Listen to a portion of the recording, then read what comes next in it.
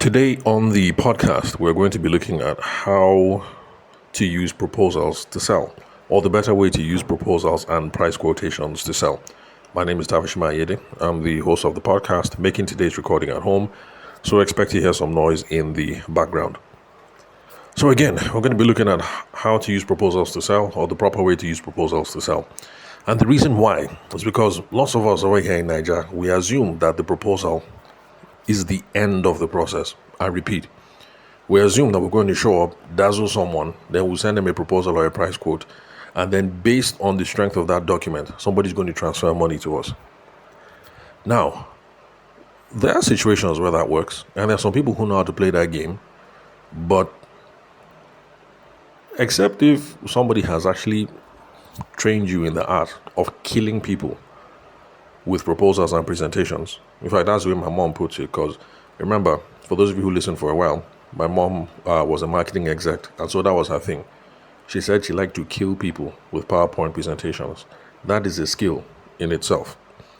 So unless you're one of those people who has learned how to kill people with PowerPoint, or you seem to have that as an innate skill, for the rest of us, we can't rely on the PowerPoint. We can't rely on the PDF. We can't rely on the whatever to do the selling for us. I repeat, we can't rely on the PowerPoint. We can't rely on the PDF, on the Word document, on the invoice, on the treatment, on the whatever it is that we prepare. We can't allow that to do the selling for us. But we can use that as a tool to advance the conversation forward. And I'm going to explain how. For those of you who are quick to drop a proposal or a price quote, I'm sure you guys have already realized a certain pattern of events that happens. You talk to someone, sounds like you're doing okay, you guys are friendly, everything is cool. It sounds like you might get this deal. Then they say, send me a proposal, send me a price point, a price quote. You send over that document, then they stop picking calls. They stop answering your messages. The reason why is because you've given them a proposal. That's the information that they need. They're going to take that. They're going to price shop. There's no other reason for you to stay in the game. This is one of the reasons why in traditional sales theory, we do not issue one quote or one possible course of action. We give 2 or 3 because there is room to continue the conversation and there's room to engage in something that is called priority ranking, or some people call it priority destabilization. Let me repeat. Some people call it priority ranking, and some people call it priority destabilization. Priority ranking. Priority just means what is important to this person. The thing that is important, that is priority. So if you're going to be issuing multiple proposals, multiple calls of actions, multiple presentations, option A, option B, option C, you can now use that to stay in the conversation and engage in priority ranking. Let me give an example. Okay, let me start with a personal example. The one that happened to me before I talk about one that I'm currently working on with one of my clients. Now, when I had just landed fresh off the boat in the UK, I needed to go and buy a computer. And like most people, I did the research on what I wanted, and I went straight there and I picked up this computer. Then I went to the counter to go and pay. And the guy started chatting with me. So, welcome. You're just brand new. Which school? I say University of Aberdeen. The guy was like, oh, okay. I went to Robert Gordon. Blah, blah, blah. He was currently in Robert Gordon, but working there, just to make some extra pay. So currently, Robert Gordon chatting. Oh, by the way, what are you buying this computer for? I said, I'm interested in photography. I want to be taking pictures. And the guy's like, you know what? Yes, this looks like a good deal because it is this size and that. But if you're going to be doing photography, you're going to be spending lots of times looking at images on your computer. You want something that's going to be a bit more comfortable. Are you okay with me just showing you a couple of things? I'll leave this here on the counter in case you want to come back to it. I say, sure. The guy got out from behind the counter. We begin the waka. We went to one place. And the guy showed me one was an Acer, 17 inches. I did not know the computers come in 17 inches. When I opened the thing and I saw it, I was like, yeah, you're right. Pictures will render well on this thing. The guy asked me, what kind of camera do you have? I told him. How many MBs? I told him. He was like, okay, good. The thing will render well on this sort of thing. The only problem is this particular computer, even though it's 17 inches and the display will work very well for you, this is the speed, everything will render sharp, fast, quick. The problem is the hard drive is only so and so. Is that a problem?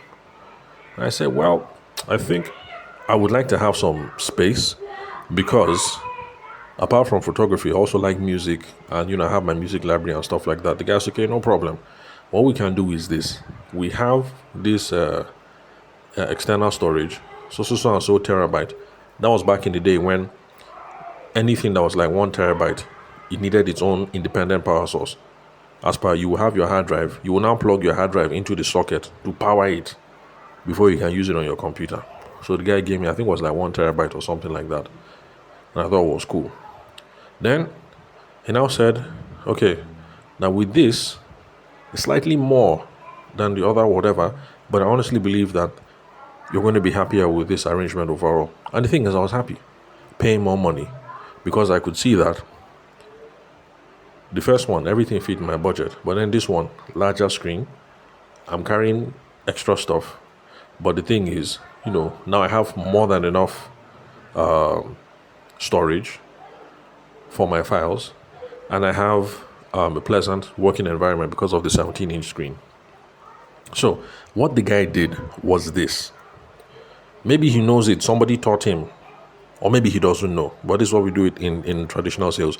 Priority ranking or priority destabilization. You're having a conversation with someone. You're trying to figure out their wants and their needs. And then in your mind, you begin to stack them one after another. Like, which one does this guy value? The one that the guy values is the one that you key in and start to sell on. I repeat, as you're asking them questions to figure out what they want, you begin to rank it, stack it in your mind. Which one does the person value? The one that is up, that's the one that you begin to key in on. The one that is down, you just leave it. So by asking me questions, what do you want to do? Where are you from? Blah, blah, blah. The guy is just trying to figure out who is this guy? What does he need this computer for? And just, So that's how he was ranking the whole thing. Photography. So that everything should see well, render quick. Okay, that priority is up. So the guy put that one first. And the guy keyed in. That's how he was selling. Eventually, we got to the whole thing of memory space. And so, okay, he can cure that problem by bringing an external hard drive. But you can see how he was trying to figure out. It was not just, some of you are trying to sell computer and you will just say, oh, buy this HP Vertigo is the best or something. Like how do you know HP Vertigo is the best? You calm down, you begin to ask the guy question, then start to rank his priority. There's some people that like the nicest, the best, the sweetest. If in your mind you know that this is what the person wants, then by all means, bring HP Vertigo or HP Stardust or HP Starship or whatever, because it is the latest that they just released in the UK Festival of Tech and Science or whatever. So there's no ultimate, it depends on the priorities that the person has. Ask them questions, figure out what they want, rank the priority in your head. Of course, ask their own opinion. Because if the guy asked me and I said, that I'm not particular about the size of the screen, then of course the answer is simple. The guy would have said, okay, in that case, no problem. Let's go back to the till and I will check you out, sir. Enjoy the rest of your day. But because he asked, and I was like, hey, 17 inches, this thing is sweet, die. Then we started looking at options. So you see how it works. Stay in the conversation, do need analysis, figure out what they want, rank the priority, sell accordingly. Now, some salespeople call it priority destabilization. What priority destabilization means is this. Sometimes people have a priority in their head, but the priority is not correct. So you need to educate them and get them to flip the priority. It's not something I engage in, but it's one of those theories. So in that case, even if I had told the guy that 17 inches, you know what, it doesn't make a difference to me. Priority destabilization would not have been him going in deeper to try and dig into the implications. Like, okay, you said you're doing this for photography, right?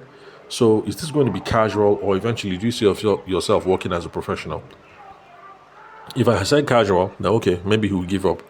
But if I said eventually professional, he will now start to educate me. Professional photographers, yes, typically might want to start with smaller screens, but eventually, because of comfort of editing, you're sitting at the computer for long hours and this and this and that and that and that, ergonomic reasons, eye health, this, that. This is the reason why you should be considering a 17 inches and above. And by the way, that kind of reasoning is correct because yes, professional photographers. For those of you who've been listening for a while, you know that I used to be, excuse me, in the photography space. So I'm kind of retired now in photography. But yes, the more time you spend, when the screen is big, it's just easy. Like even for editing, you don't have to zoom, pinch, zoom, and then clone. As in once you just like if you're sitting down with a 35-inch monitor and you just load the image, everything just open, brap. You can already see, oh, okay, imperfections. Let me be curing here and there. You just be moving sharp. So that kind of reasoning is correct. So that is what priority ranking is, and that is what priority destabilization is. But either way, talk to the person, figure out what they want, rank the priorities in your head, ask them questions to be sure that you understand that this ranking is correct. Then you make your professional recommendation. For some people, if you think they're going to make a mistake, this is the point where you now educate them. This is when one I watched on TV where it's one of these my wife shows. My wife loves all these desperate. Not desperate. Is it desperate? Is it Desperate Housewife? There's something housewives. Okay, there's Basketball Wives. Then there's Something Wives Potomac. Something Wives. What again? Is it Desperate Housewives? Okay. I can't remember anyway. Something Wives, Housewives of Orange County and all those shows. So on one of those shows now, the lady went in to go and see the doctor. And the doctor was like, oh, welcome. Any complaints? The woman said no complaints. He said, okay, now let's do the examination. It was what do you call them? Obstetrician gynecologist. OBY/GYN, whatever they're called. So she went to go and see her OBY/GYN, gynecologist. So they started doing the scanning. The woman said, oh, I can see small polyp, I can see small fibroid, I can see small something. Well, it might be benign, it might not be benign, blah, blah, blah. They started discussing options. So basically, the woman, once they did the exam, the woman started seeing 1 or 2 fibroids. Now, the way that the client was looking at it, the client was thinking, me that I'm supposed to be going on tour, I suppose they do shows. That this is not the time for you to now be cutting me up anyhow. Like if you cut me, the thing will spoil my body. That's where she was coming from. Now, as a doctor in that case, of course you will advise the client that, madam, I understand. You don't want to see scar. You don't want to unsnatch. You suppose they tore. But you will not advise, like the doctor started advising, look, madam, you see this thing that we're seeing? We're supposed to check them first. If this thing is benign, no problem. Continue the tour, no problem. But if it looks as if one of these things is malignant, it means, madam, that we're getting closer and closer to cancer, that we suppose cut you up and remove this thing once and for all.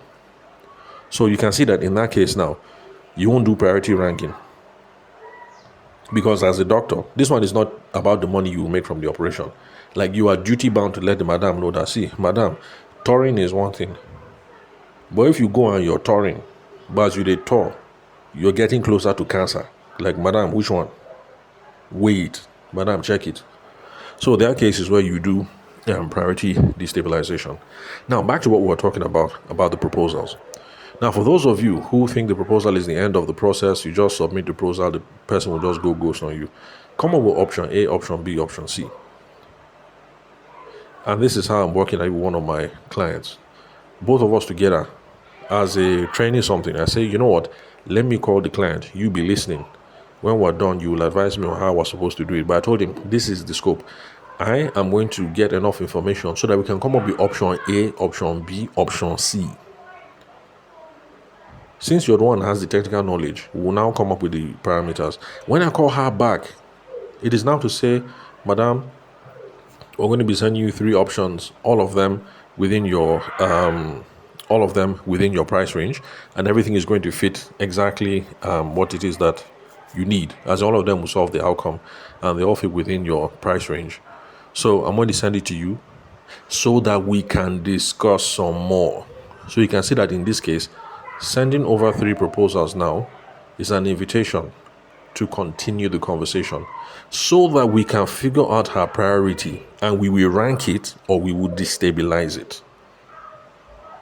Of course, I prefer ranking, but destabilizing, it's also an option. So this was the case. My client sells solar systems. So we spoke to the lady, the customer, and lady is like, oh yeah, that she already has a system and the system is working fine. I said, hey, I already have a system. Madam, is it for the house or for the office? He says it's for the office. I said, oh, okay, really? So what kind of setup do you have in the office? See, this is qualification and discovery. Asking questions about the person, asking questions about the problem, or trying to understand what's going on here. You cannot be making recommendations until you know what's up. But too many of you just jump quick. The person will say, oh, I already have system for the office. You say, oh, it's just for the house. You say, yes. You say, okay, tell me about your house. Ask questions. Now, some of you are scared of this line of reasoning, but trust me, nobody will kill you. This conversation I'm talking about, I just did it 2 nights ago. So I said, tell me about the system in the office. And she said it. And I said, oh, madam, that's set up. Everything is working well. She said, yes, because what she has is 5 kVA in the office with 12 panels. She said, everything is working fine. So I said, madam, if everything is working fine and it's Sun King that gave you, why not just call Sun King to do for the house? Some of you will be shaking. You say, how can I ask that kind of thing? Listen, this is why. Because if somebody is perfectly happy with their system, they already have a provider that there's no problem with, but the person is calling you. There's a reason why the person is calling you. Figure that reason out. It might be good, it might be bad. We don't know, but figure it out. If I have a trusted tailor and my tailor is okay, I will not go and be looking for another tailor.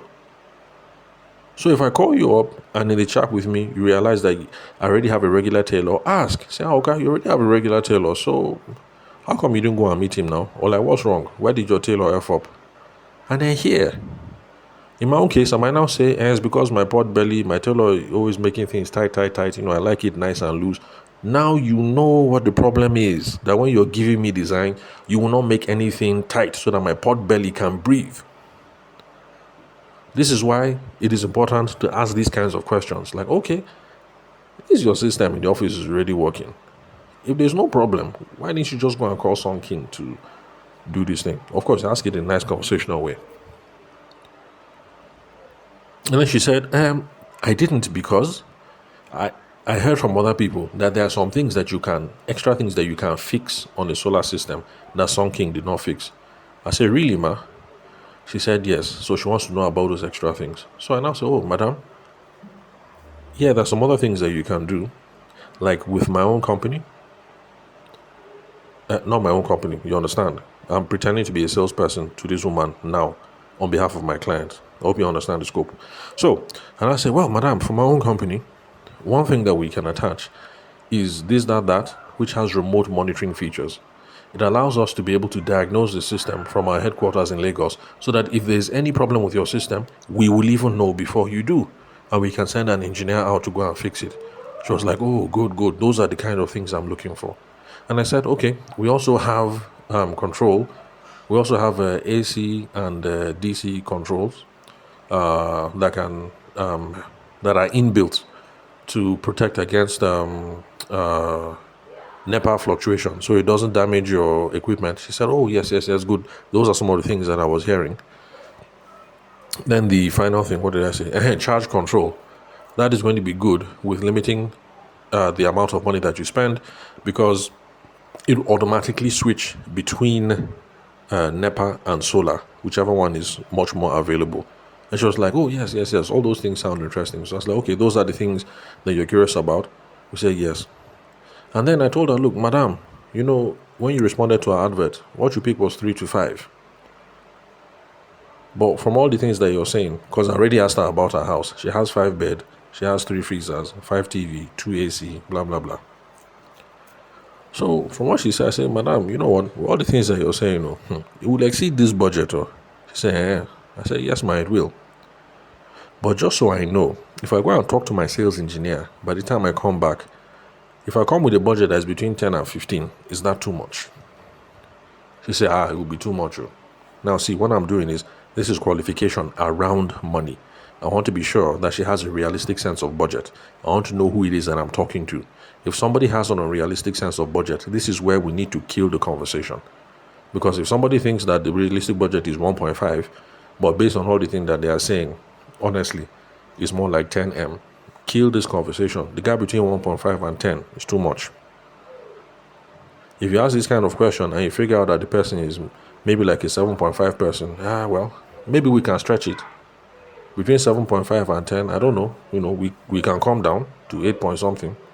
They might be able to come up to 8 point something. You never know. But we need to have ways of asking these conversations. Now, I am more on the direct side, so I just go out and ask it like that. That's so. If I come back with a budget of 10 to 15, would that be too much? She said, don't exceed 7 to 10. I said, really, ma? 7 to 10 is the absolute limit? She said, yes. She said, don't go a kobo above 10M. Anything above 10 will be a problem for me. I'm quoting her word for word. Don't go a kobo above 10M. Anything above 10M would be a problem for me. That's what she said, word for word. I now have a sense of her financial expectations. Now, my client was listening on this conversation. You can see that even though she selected 3 to 5, it's looking as if 7 to 10, it go work. We can make it happen. So, we now need to ask questions about timelines. If you just go and check any of my podcast episodes on qualification and discovery, you will hear about this in much more details. We always need to ask about timelines. I said, okay, no problem, ma.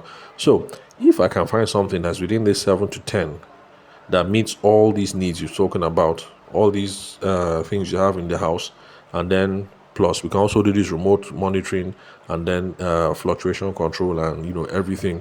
How soon will be willing to go ahead? And she said, like, around that kind next month. I said, okay, no problem, next month. So now this is where some of you mess up. Some of you will say, okay, ma, I'll be in touch, and then you send over the proposal and you wonder why she ghosts. We need to seek an advancement. An advancement is when both of you agree on what the next step is. You're the one as a salesperson to set that advancement. You're the professional. You know what is realistic. So I told her, okay, so ma'am, all right, in this case, this is what we're going to do. I'm going to go back and talk to my sales engineer, and he's going to come up with a series of proposals that match this budget so that we can talk some more. We should be able to have this proposal ready for you over the weekend. How does that sound? She now said, no, weekend, we have events, we have this, we have that. And in fact, Monday I'll be resting. So I think Tuesday is more like it. So, okay, so Tuesday I can send over my engineer can send over the proposal to you on Tuesday. She said, yes, Tuesday. I now try to narrow it even down because some of you will say, okay, Tuesday and leave it like that. I now asked, okay, so what do you prefer, ma? Morning or evening?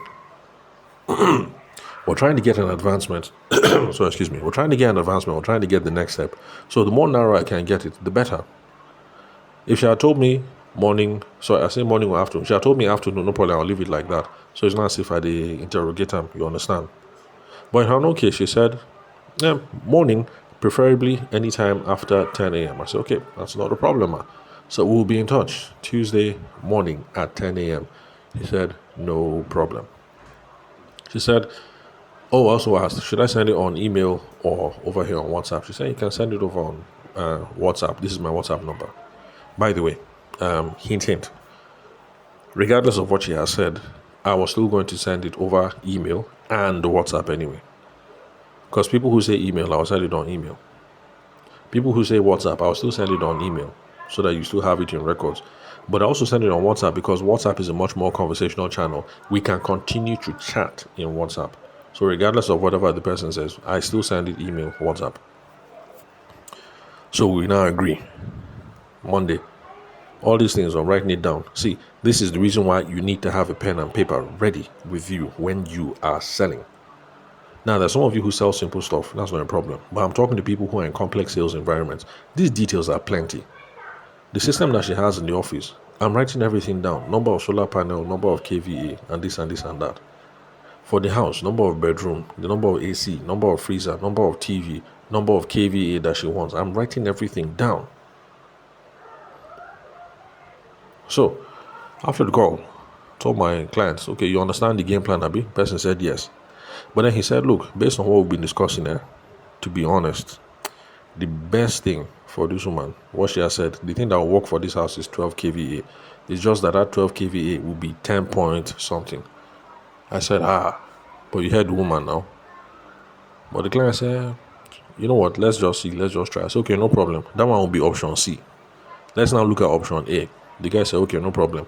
Since in the office, she's already using 5 kVA, for the house, she's thinking 10 kVA. What can we do? The guy said, okay, no problem. We can definitely do a 10 kVA. Based on what you said, I think it will be cost like around that kind, 8 point something. I said, okay, let's write it down. That's option A. So I said, what's option B now? She said, okay, no problem. The woman is saying 10 kVA, but we can make an 8 kVA work as well. She won't be powering everything. So we'll do 8 kVA. That will cost 6 point something. Okay, good. I said, that's option 2. He already told me option C, which is the perfect one for him, which is 12 kVA at 10 point something. So, okay, fine, no problem. So I now told him this is the scope. Before, what you would normally do is you only send one document. Next thing you now start following up with the woman, she will ghost you. What is what we will do?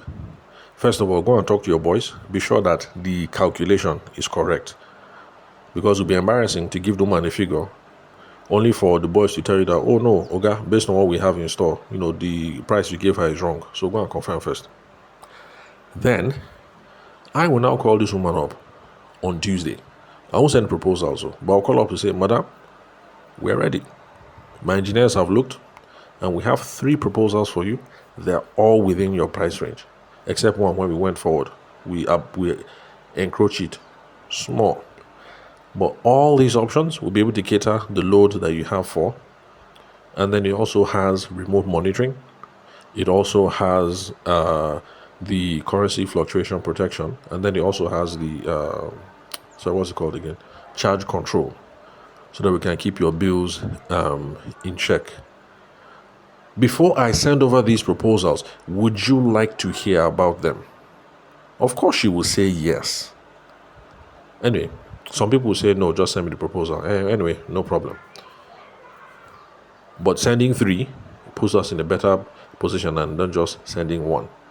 So I can now start engaging her in the conversation to say, option A is this KVA, and at this price, we'll be able to achieve this, blah, blah, blah, blah. But the drawback is you won't be able to run your ACs 24/7. Is that the problem? And she'll say, well, me, I have to sleep with my AC, or the children, they can sleep with fan. That's okay. You can see that we're now trying to figure out what is important for her. Option B, blah, blah, blah, blah, blah. But the problem is those 3 deep freezers, if there's a tough light situation, maybe we might only put one on 24 hours. The other 2, maybe we'll switch them off after, so hours. And then we'll hear what she has to say. So the more she's talking, the more we're going to be able to figure out what are her priorities. And we'll be able to rank it. Or, as some people would like to do, we'll be able to destabilize it. And that is what will be able to help us to make a professional recommendation at the end. But in this case, I hope you can see now that for those of you who you rush quick, and then you send one proposal, you're shooting yourself in the foot. The person will look at this document and then start price shopping with other people. You are no longer in the conversation. The proposal should help you stay in the conversation. But like I said, remember, my mother used to be a marketing exec. All those people who studied, MBA, advertising, blah, blah, blah. And my mom worked in professional advertising circles. Look, that one is different. They are trained in the art of pitching. So if you're in that environment, then yes, disregard all I've said, because you have been trained to kill them with the PowerPoint presentation or to kill them with the PDF. For those of us who have not been in those circles, do not play that game because it's too high risk. You either hit or you miss. If you hit it, you collect good money. If you miss, they ghost you. And you don't even know what you did wrong. It is better to come up with option A, option B, option C. And then engage in priority ranking or priority destabilization. At least we are staying in the conversation. And we know how far. We have hope. Now, let me repeat something. because people like to get their hopes up. Because we're engaging in this exercise does not mean that this is a done deal. It does not mean that this deal is ours. Sales is a matter of probabilities. We're trying to stay in the game long enough, and we're trying to increase the odds in our favor, not just with this client, potential client, but with other potential clients that we are talking to. It is a game of probabilities. Excuse me. It's a game of numbers, as the Americans like to say. So nothing is guaranteed in sales. So even if you do everything correct, but you lose the deal, then, like I told you guys last week, as Jay-Z said, dust the dirt off your shoulder. Keep pimping, keep moving. Some will click, some won't click. And we just keep moving.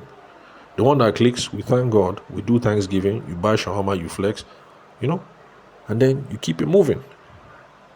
The one that doesn't click, that's how it be. Some click, some doesn't. Don't get depressed over nothing. Just keep moving. It's a game of numbers, as the Americans say. It's a game of probabilities. And when I was in secondary school, back then, in Nigeria, people used to say you only need one. That was back when the military was still in power. So, people used to say you only need one contract and it will change your life. So that's it. Let's forget the ones that don't click. We only need one. Let one click, we thank God. And we'll continue. Another one we click, we thank God. We continue. Another one we click. After a while, all these are small victories. They compound and they add much. Anyway, it's 30 minutes. Let me just bring this to a close. So, thanks for listening. Remember, if you'd love to connect, the number is 080-6466-2140. You can send me a text message. You can call. You can send a WhatsApp message. So, thanks for your time and attention. I'll catch you at the next episode.